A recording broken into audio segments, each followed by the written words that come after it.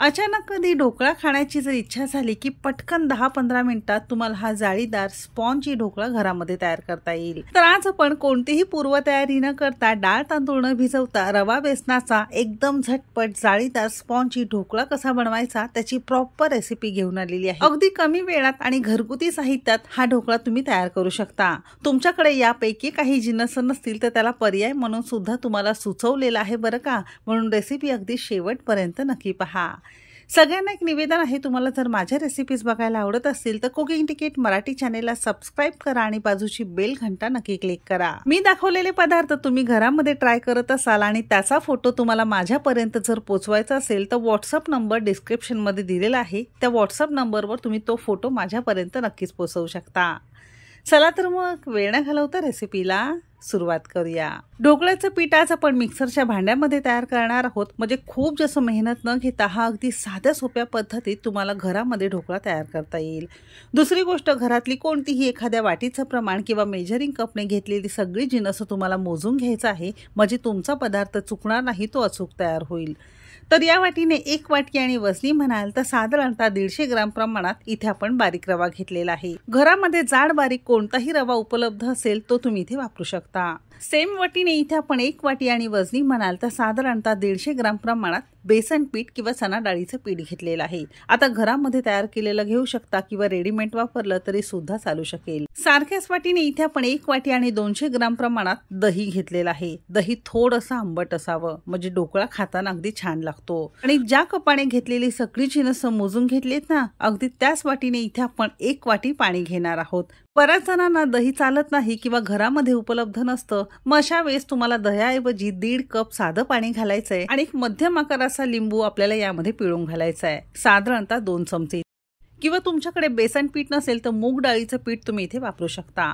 एक हिरवी मिरची अगदी बारीक बारीक तुकड्यांमध्ये चिरून घेतलेली आहे। आल्याचे असे छोटे छोटे तुकडे 1 चमचाभर घेतलेला आहे, तुम्ही किसून सुद्धा वापरू शकता। त्याचबरोबर इथे आपण 1 पाव चमचा हिंग घेतलेला आहे। बेसन पीठ असल्यामुळे हिंग जरूर घाला, कारण पचायला हलका जातो। अगदी पाव चमचा यामध्ये हळद घेतलेली आहे। हळद खूप जास्त ढोकळ्याला घालायचं नाही। आणि यामध्ये 1 मोठा चमचा किंवा 2 लहान चमचे आपण इथे साखर घेतलेली आहे। अर्धा चमचा किंवा चवीपुरतं मीठ घालणार आहोत। बऱ्याचदा घरामध्ये आपण ढोकळा बनवत असतो, खाताना घशाला थोडंसं अडकल्यासारखं होतं किंवा घशाला टोटरे लागतात, तर त्यासाठी सारख्याच वाटीने इथे आपण पाव वाटी आणि चमचाने जर मोजाल तर साधारणतः 4 चमचे आपण इथे रोजच्या वापरातलं तेल घेतलेलं आहे।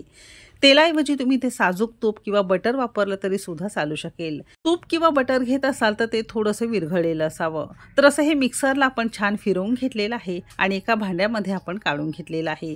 तर बघा, कोणतीही मेहनत न घेता, बिलकुल जास्त त्रास न करून घेता अगदी मिक्सरच्या भांड्यामध्ये हे ढोकळ्याचं पीठ आज आपण तयार केलेलं आहे। म्हणजे प्रमाण जर वाटीने व्यवस्थित मोजून घ्याल तर फक्त मिक्सरच्या भांड्यामध्ये काढून घ्यायचंय आणि असं हे ढोकळ्याचं तुमचं मिक्स तयार झालेलं आहे। एकदम मस्त आपलं हे ढोकळ्याचं मिक्स तयार झालेलं आहे, अजिबात मेहनत न घेता। असं थोडंसं आपण एकजीव करून घेतलेलं आहे। आता यामध्ये रवा वापरलाय ना, त्यासाठी झाकून ठेवायचं साधारणतः 5-6 मिनिटासाठी। दुसरीकडे ज्याही भांड्यामध्ये तुम्हाला ढोकळा वाफवून घ्यायचा आहे ना, तर इथे आपण स्टीमर घेतलेला आहे। तुम्ही कुकरमध्ये, कढईमध्ये किंवा टोपामध्ये करू शकता। 2 ग्लास किंवा 1 तांब्याभर पाणी घेतलं, 1 लिंबाची फोड घातलेली आहे, म्हणजे भांडी आपली खराब होत नाही।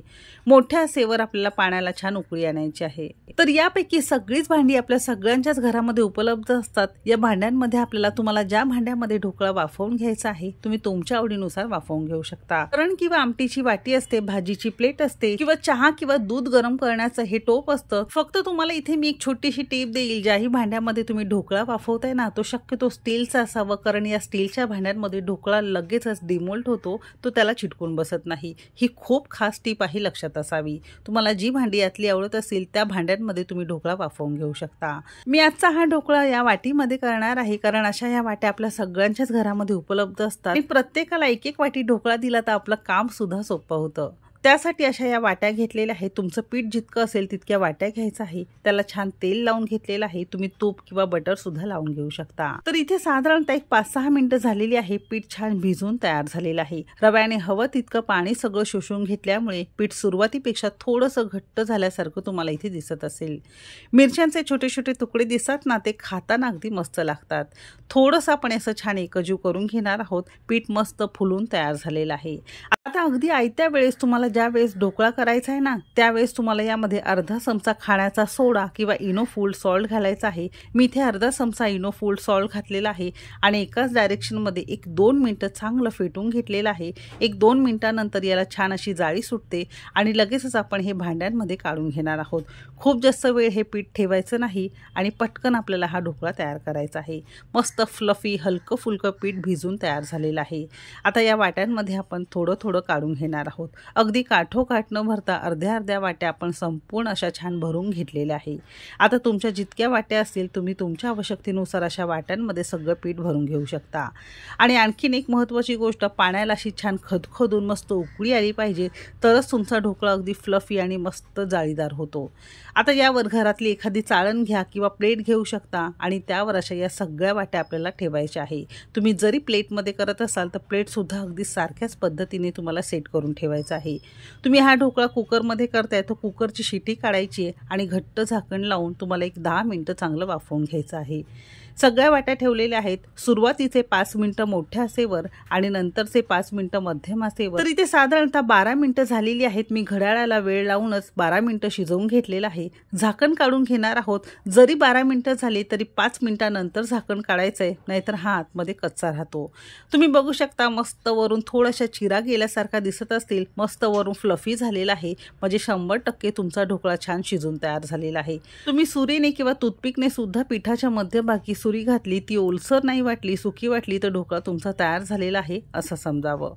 वाट्या खाली काढून घेतलेल्या आहेत. पटकन आपल्याला हे काढायचं नाही, थोडंसं आपण हे कोमट करून घेणार आहोत. आता हे कोमट होईपर्यंत पटकन ढोकळ्यासाठी एक फोडणी बनवणार आहोत.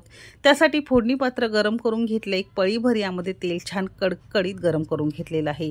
तेल छान कडकडीत गरम झालं की यामध्ये अगदी पाव चमचा मोहरी घालणार आहोत. मोहरी छान फुलली पाहिजे, नाही तर ती कच्ची किंवा कडू लागू शकते. अशी छान मोहरी फुलली की 8-10 कढीपत्त्याची पानं, 1-2 हिरव्या मिरच्या मधून चिरून घेतलेल्या आहेत आणि यामध्ये एक चिमूटभर हिंग घालणार आहोत. मध्यम आचेवर मिनिटभर फोडणी न करपता, रंग न बदलता छान खरपूस आपण परतून घेतलेला आहे. आता या स्टेजला अर्धा कप आपण यामध्ये पाणी घातलेलं आहे. 2 चमचे साखर घालायची आहे आणि अगदी पाव चमचा यामध्ये मीठ घालायचं आहे. आता मोठ्या आचेवर संपूर्ण पाण्यामध्ये साखर आणि मीठ विरघळेपर्यंत, याला छान उकळी येईपर्यंत फक्त 1-1.5 मिनिट आपण मोठ्या आचेवर छान याला शिजवून घेतलेलं आहे. अजिबात याला घट्ट वगैरे करत बसायचं नाही. अशी छान उकळी आली, साखर मीठ यामध्ये छान विरघळलं की गॅस आपल्याला बंद करायचं आहे आणि ही फोडणी थोडीशी आपल्याला कोमट करून घ्यायची आहे. अजिबात गरम गरम फोडणी आपल्याला ढोकळ्यावर घालायची नाही. तर फोडणी होईपर्यंत साधारणतः 3 ते 4 मिनिटं झालेली आहेत आणि ते ढोकळासुद्धा हलकासा कोमट झालेला आहे. अजिबात तुम्हाला सुरी किंवा चमचाने काढायचं नाही. अगदी हाताने हा ढोकळा वाटीपासून वेगळा झालेला तुम्हाला दिसत असेल. मिक्सरला हळद घालून पीठ छान फिरवून घेतल्यामुळे अजिबात ढोकळा तुम्हाला लाल झालेला दिसत नसेल. अगदी छान पिवळसर एकसारखा रंग दिसतोय. वाटीपासून ढोकळा अगदी मस्त असा छान वेगळा झालेला आहे. शिवाय अगदी फ्लफी, मोकळा मोकळा आणि छान जाळीदार तुम्हाला हा ढोकळा दिसत असेल. तर अगदी घरगुती साहित्यात खूप साध्या सोप्या पद्धतीत अगदी कोणालाही जमेल इतका साधा सोपा रवा बेसनाचा ढोकळा आज आपण तयार केलेला आहे. अगदी सारख्याच पद्धतीने 4ही ढोकळे असे काढून घेतलेले आहे. फोडणी सुद्धा हलकीशी कोमट झाली, म्हणजे हलकी कोमट फोडणी आणि हलके कोमट आपल्याला इथे ढोकळे घ्यायचे, तरच आपल्याला यावर ही चाचणी घालायची. म्हणजे हवं तितकं आणि पटकन तुमचा ढोकळा चांगलं पाणी शोषून घेतो. अजिबात तो चिकट होत नाही, छान याला जाळी सोडते. असं छान पाणी यावर सोडलं की याला साधारणतः 10-12 मिनिटासाठी झाकून ठेवायचं आहे आणि नंतरच तुम्हाला खायला घ्यायचं आहे. थोडीशी कोथिंबीर भुरभुरलेली आहे. तर इथे साधारणतः 10-12 मिनिटं झालेली आहेत. हवं तितकं सगळं चाचणीचं पाणी ढोकळ्याने शोषून घेतलंय आणि मस्त गुबगुबीत आणि मस्त फ्लफी जाळीदार तुमचा हा ढोकळा तयार झालेला आहे. तर आजचा हा ढोकळा नक्की करून पहा. तो कसा झालाय कमेंट करायला विसरू नका. रेसिपी कोणत्या शहरातून बघताय ते सुद्धा नक्की सांगा. चला तर मग भेटू एक मस्त आणि जबरदस्त रेसिपी सोबत. तोपर्यंत मस्त खा आणि स्वस्त रहा.